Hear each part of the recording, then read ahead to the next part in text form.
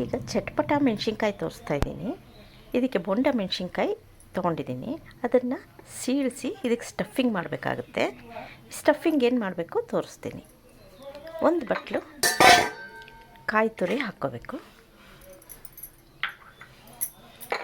ಒಂದು ಬಟ್ಲು ಮಾವಿನಕಾಯಿನ ತುರಿದು ಹಾಕ್ಕೊಂಡಿದ್ದೀನಿ. ಸ್ವಲ್ಪ ಕೊತ್ತಂಬರಿ ಸೊಪ್ಪು, ಸ್ವಲ್ಪ ಸಕ್ಕರೆ ರುಚಿಗೆ, ಸ್ವಲ್ಪ ಉಪ್ಪು, ಸ್ವಲ್ಪ ಖಾರದ ಪುಡಿ, ಅರ್ಧ ಸ್ಪೂನ್ ಖಾರದ ಪುಡಿ ಹಾಕ್ಕೊಂಡಿದ್ದೀನಿ. ನಿಮ್ಗೆ ಬೇಕು ಅಂದರೆ ನೋಡ್ಕೊಂಡು ಇನ್ನು ಸ್ವಲ್ಪ ಹಾಕ್ಕೊಳ್ಳಿ. ಸ್ವಲ್ಪ ಇಂಗು ಹಾಕ್ಕೋತಾ ಇದ್ದೀನಿ. ಜೀರಿಗೆ ಪುಡಿ ಒಂದು ಅರ್ಧ ಸ್ಪೂನು. ಇದಿಷ್ಟನ್ನು ಕಲಸಿ ಮೆಣಸಿನ್ಕಾಯಲ್ಲಿ ಸ್ಟಫಿಂಗ್ ಮಾಡ್ಕೊಂಬಿಟ್ಟು ಶಾಲೋ ಫ್ರೈ ಮಾಡ್ಕೋಬೇಕಾಗುತ್ತೆ.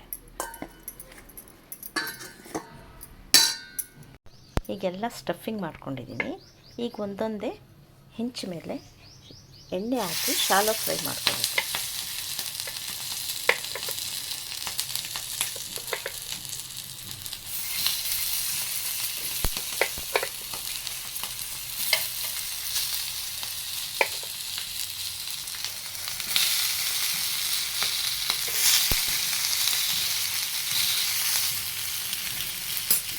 ಈ ಥರ ಮುಚ್ಚಿಟ್ಟು ಶಾಲೋ ಫ್ರೈ ಮಾಡಬೇಕು.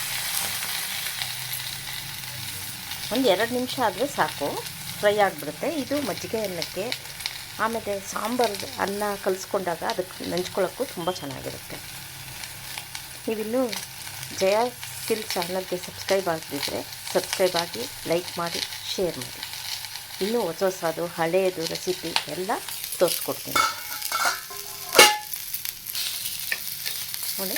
ಈ ಥರ 2 ಸೈಡು